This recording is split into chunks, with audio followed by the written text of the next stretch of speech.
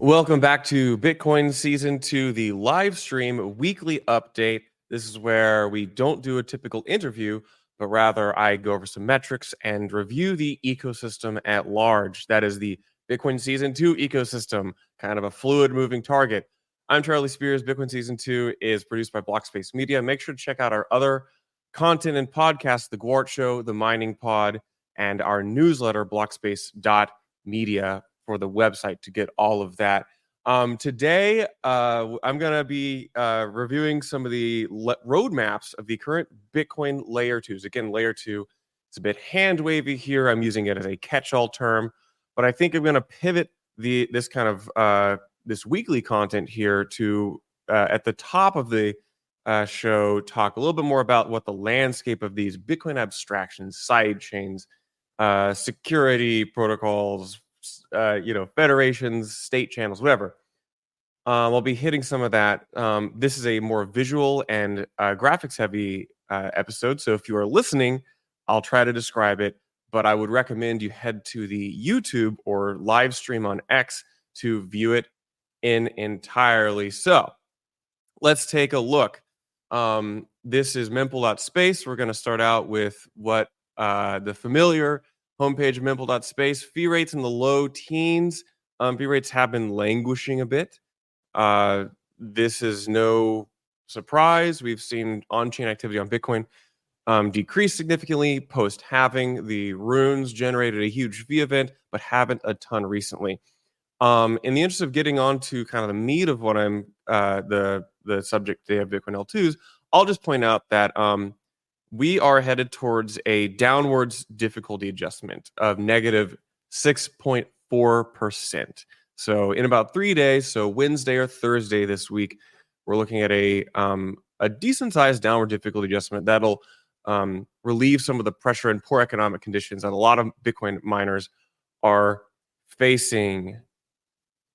And just the state of the pools, it's kind of what we've already seen. Foundry with 28% of the hash rate, Antpool with 26.6. Then it's this who's who of Via, F2, Binance, Mara, Spider, Brains, Luxor. You know what's interesting is that they've actually, mempool.space has added more classifications on pools on this page. So I'd encourage you to go check it out. So let's go and let's start with this dashboard, this Dune dashboard from Thesis, which hits 3 of the Bitcoin L2s. And I'll just go through this sequentially. So the first one is Bob from Interlay, merge mine, sidechain, EVM. Kind of the main narrative, I think, right now is that most of these L2s are in the kind of early launch phase. The farming, the testnet, the draw in testnet liquidity for an imminent 2024 mainnet launch. That's kind of the main theme going on here. So Bob here has 300 million TVL. They're currently doing their spice farming program, which is interesting. You can see that according to the roadmap here, they've completed phase 1, bootstrapping Bob, optimistic ETH rollup, with the target to move to phase 2 soon. But right now they are currently in the spice farming phase. This means you can mint NFTs. They have this kind of summer of NFT spice program going on. So $300 million TVL, depending on which site you look at, it's 300 million or something like 280 million. I haven't actually dived into the specifics here. The next one is Mezzo. Mezzo, if you've got a whole leaderboard program, you bridge assets to Mezzo using, I believe, their TBTC bridge, and you can farm, points. Again, it's like a points meta right now. Farm points, accrue tokens on these other chains as they roll out either a mainnet or a kind of exit bridge option. I think the interesting thing that I saw from Mezzo this week is that they quote, continue to build Bitcoin Fi with Curve Finance's Curve USD. So you can bridge over one of like the primary kind of DeFi stablecoin structures over there. So you can bridge your Curve. Maybe that Curve guy who bought that house will want to go use Mezzo. And then the other one, Merlin, the bottom of this dashboard here, 22,000 staked Bitcoin, 133,000 staked ETH. Again, not much has changed since last week. We saw about a third of the assets leave when they opened up the exit bridge.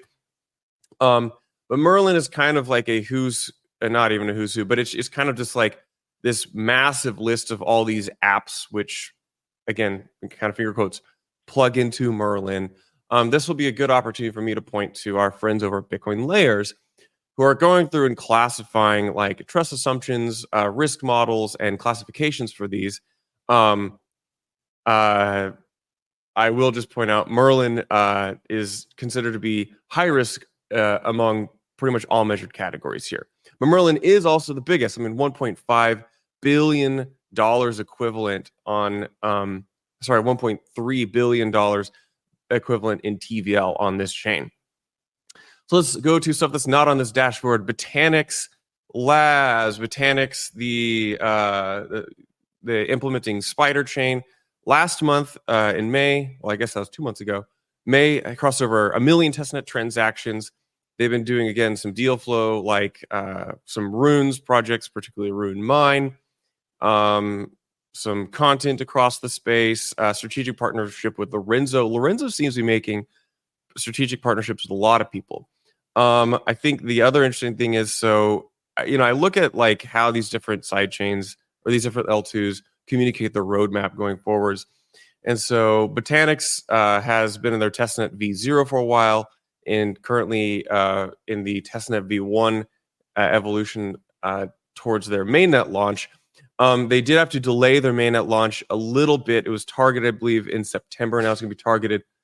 It was originally targeted this summer, but now it's targeted in early September, just due to their audit taking a little bit longer. But you know what's interesting, and I do point out, again, disclosure, I'm an angel investor in Botanix. They have a pretty clearly communicated roadmap of increasingly decentralized structuring and reduced trust assumptions with kind of each stage along their roadmap. The next one is Babylon. I'm not going to be able to cover everything this time, obviously, but Babylon is kind of one of the big Bitcoin layer 2s, still in the testnet phase. Babylon is kind of a deal flow machine right now. I think also, again, a Lorenzo protocol announcement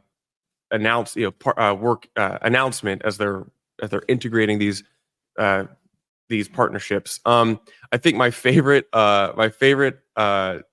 thing that Babylon is doing is that they're hiring a chief of memes. So if you've made it this far, 10 minutes into this Bitcoin Season 2 episode, and you don't really care about Bitcoin L2s, but you like memes, maybe you go hit this up. They're hiring a chief meme officer.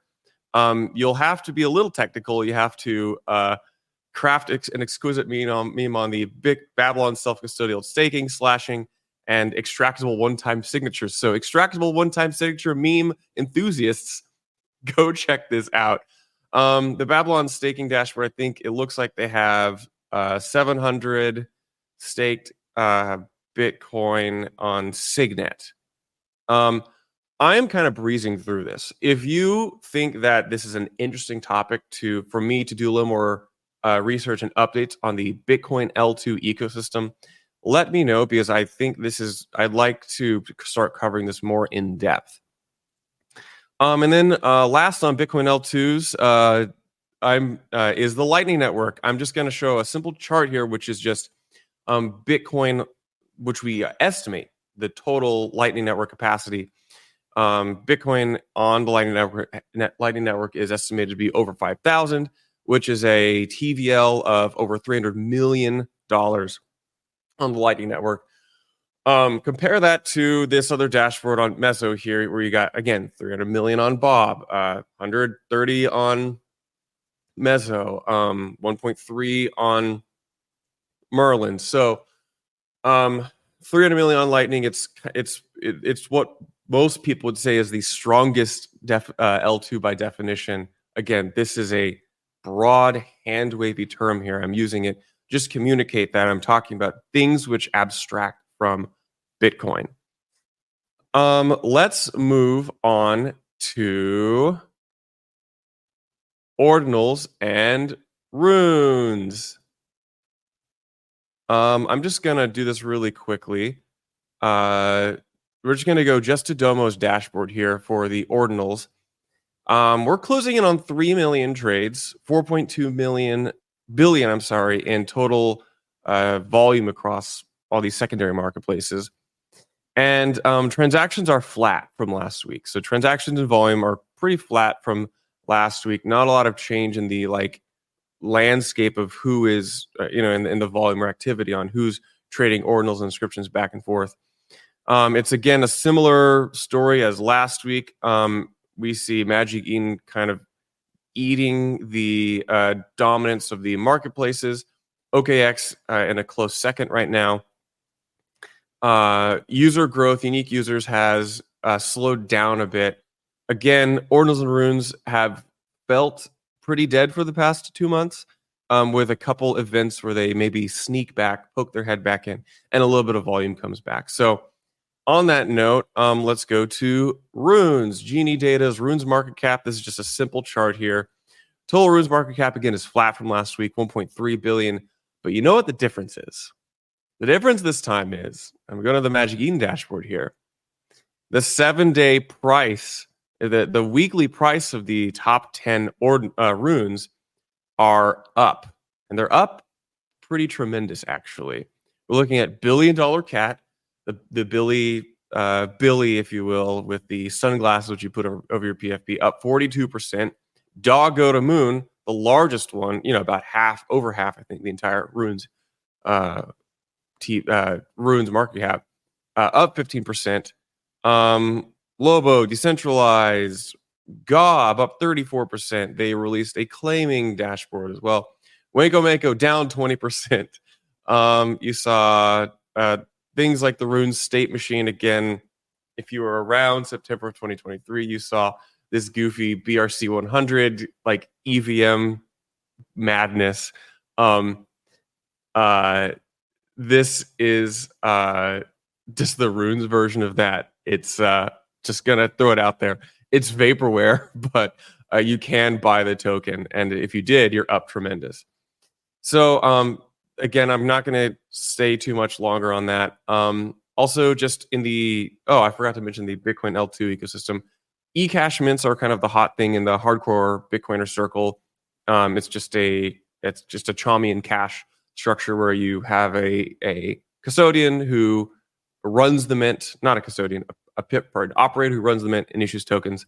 And you can self-custody the tokens, but the mint operator kind of controls the mint and exchange there. So I see in the comments I got an ask about no drive chain. I probably would cover drive chain, but there is not this is still in the BIP 300, BIP 301 stage of, are we going to start merge mining drive chain or not? So I might cover that if you feel that is something I should cover. Moving on, going to keep this pretty short. Just in the news this week, I think the news this week is almost all related to the seminal Bitcoin event in North America, Bitcoin Nashville from Bitcoin Media and Magazine. Blockspace Media will be there. We will also be directly partnered with the Inscribing Nashville conference preceding Bitcoin Nashville. It's kind of the Ordinals related conference on Wednesday, July 24th. But back to Bitcoin Nashville, I don't know if it's officially announced, but you can kind of tell that Donald Trump is probably going to be at this conference. Love him or hate him, he is now back front and center of the narrative. 4 years later, you can't get rid of him. So I would expect Bitcoin Nashville to lean a little more political this year. And because David Bailey, the Bitcoin Magazine, BTC Media guy, is being very, very vocal about advocating for Bitcoin at the national level. So you've got RFK there, you've got Snowden, you've got some, I would say, crossover people like Russell Brand or some senators. So that's going to be interesting to watch. And otherwise, I'm going to wrap it up there. If you liked this Bitcoin L2 review, again, I kind of breezed through it. If you'd like me to focus more on this going forwards, let me know in the comments, and I can perhaps structure this and package this in a better way. So otherwise, thank you so much for tuning in Bitcoin Season 2. Check out the other Blockspace Media podcasts, Gwart Show, Mining Pod, and our newsletter at blockspace.media. Otherwise, catch you later.